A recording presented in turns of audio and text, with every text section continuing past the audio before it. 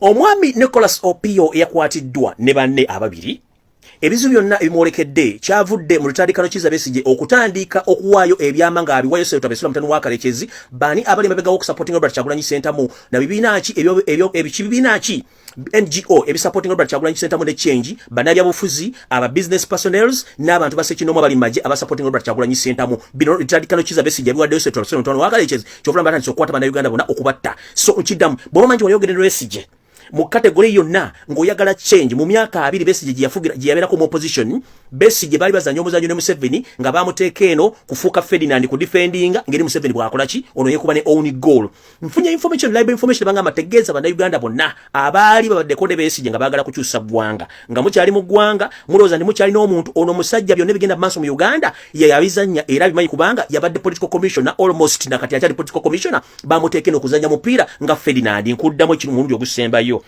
Bobo manyi nti wali obaddeko ne conversation eya change between you and Rutandikano Kiza Besigye about out-seating yourself the son of Kareches within the past 20 years, please, with immediate effect, either vacate Uganda or hide somewhere, because soon or later, yourself the son of Kareches and his madness son, Muhoozi Kanyarugaba, they are soon coming to you to arrest you or to kill you, because this man, he had been camouflaging in opposition for 20 years, but he had been spying and giving information to yourself, the son of Kalekezi, so that they can finish each and every person who is having any kind of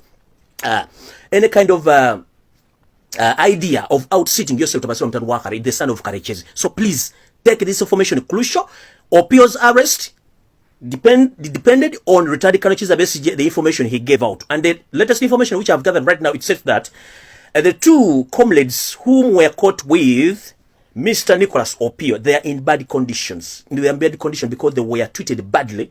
They can't even walk, even talk. So let us pray for those comrades because it's harsh time for them. But all this information was given to Museveni by Rutandikano Kiza Besigye. So please, mwetegedde bango oli wabinda munimaliga bufuzi. Oli businessman oli muna majengo baddo kyagala ne Kiza Besigye mu blocking with immediate effect okole ebintu ebirala. In meeting yatudde ku Christmas ekiro nga Museveni amaze ku accepting ati bagenda mukube bitundu 9 ku buli 10 bakalulu naye nga ne bagamba tukoze tutya okuma obuyinza oba kye tuyita tukumye tutya ebbugu mu giri embaata oba ejiri agonya. Meeting yabaddemu abantu bano, you are not going to be, don't be surprised amanya nagasomye dda.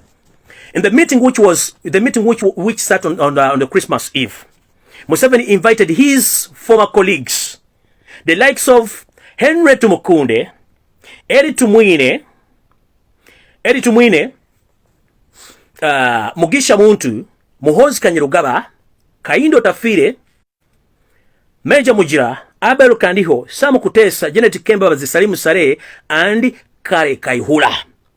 The matter which were discussed on how to protect their properties and how to stay in power.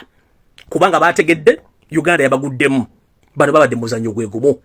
Mujjukire omumpembe Mugisha Muntu ye yali amejjeno oba yali ame commander we battira abaana baffe mu ggwanga lya Congo. Tebamuvunana kati wali. Mugisha Muntu akola mulimu ki mu Uganda, alina miles of land, alina business, alina ki adukanya political party alina ensimbi empya n'enkadde azijjawa. The same trick they are doing. Tugenze ewa Tumukudde omu ku mafias abali mu government abadiringa yose tutabasira mutano wa Kalekezi nga batuzanya proxy ngono mwanyina wa Museveni nabo amuyita bazanya tit for tat kati bamuyise okuba nti agenda kuzanya omuzanyo gwabo ogusemba. That's why baba imiriza campaign zaabwe nga bali mu strategies bali mu kukola n'amajje gabo agecha magabalina.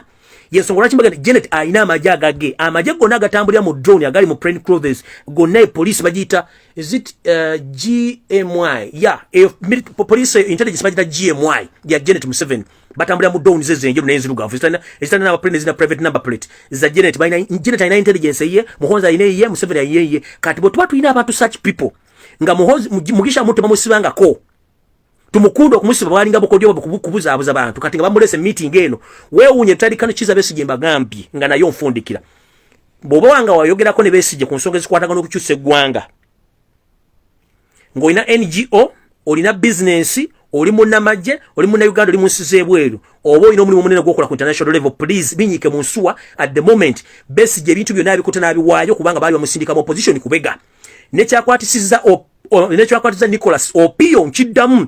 He was the man behind all the information which linked which led to the arrest of Opio and his fellow colleagues right now abali mu bad conditions bakubiddwa bubi era bamu tebakyasobola na kutambula okwogera. It was retired Colonel Kizza Besigye who was behind all this linked information to the state, because he's there to play tit for tat on behalf of Yosef Tabasirwa, the son of Kareches. Remember, these people, they came together in Uganda with the mission of overtaking Uganda. At one point, retired Colonel Kizza Besigye was in the meeting, but with a slip of tongue, he uttered a statement which amused my agent. He said, he stated like this, that they had a plan which already matured 98% to take over Uganda, as their mission was before.